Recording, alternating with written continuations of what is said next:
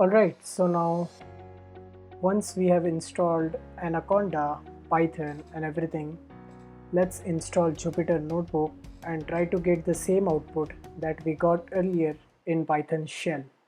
So what I will do is first I will find the command to create new environment. So I will do conda create environment, go to the documentation, and there are a bunch of documentation. I'm interested in creating an environment. Alright, so yeah, here we go. You can just copy this command conda create -n -env python and the number. So I can just copy paste. I will try to write it on my own. Conda create -n. So my env is the name. Let's say geospatial python equals to 3.6. Although we have installed Python 3.8, we can install Python 3.6 in our conda. Enter.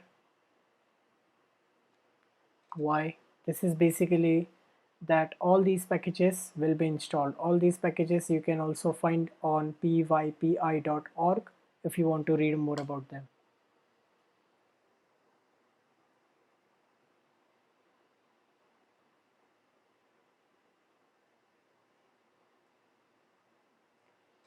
So now to activate this environment, we will write conda activate geospatial, and there you go. The name is changed from base to geospatial. That means that now we are inside our environment.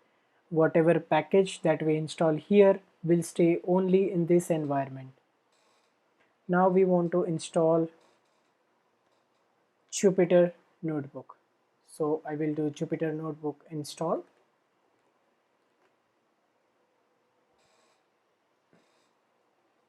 And since we are using conda, we will do this. So I will copy this command. I will go to my terminal. I will type this, enter.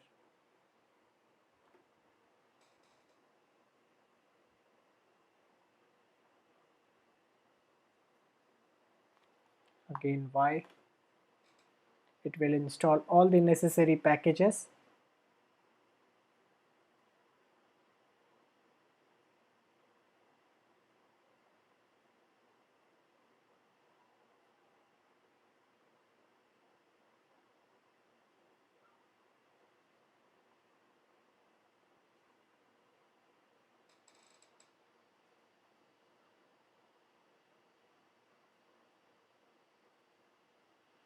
Alright, it looks like our Jupyter Notebook is installed. Now I would suggest you create a folder on your desktop. Let's say geospatial, and open this folder in your command line by doing cd geospatial, enter. So whatever project that we are creating, whatever notebooks that we will be creating will be inside this folder. So I will just type jupyter notebook, enter, and there you go. This is what you get once you have installed Jupyter Notebook. So this is a representation of the folder. Currently the folder is empty. I will create a new Python 3 file. I will give it a name, basic Python, rename, and there you go. We can do the same thing, print hello world. We can already feel that it is much better than shell, because we can see that the print is a function of Python which is written in green, while this is a string written in orange, and it is beautiful and it makes sense. And I can just click on run, and there we go. We get the output hello world. We can do the same thing, 1 plus 4 minus 90 plus 23, run, and we got the result. So there you go.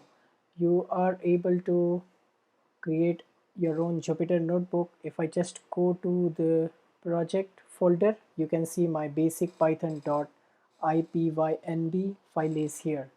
So this is useful, like you can share this file with your colleagues and they can open it in their Jupyter notebook. So I hope this is clear to you. In next module, in next video, we will get started with Python. We will learn some basic things like variables, what are operators, what are data types in Python, what is the flow control in Python, functions in Python. We have a lot more to cover. I hope you have installed Jupyter Notebook correctly. Thank you.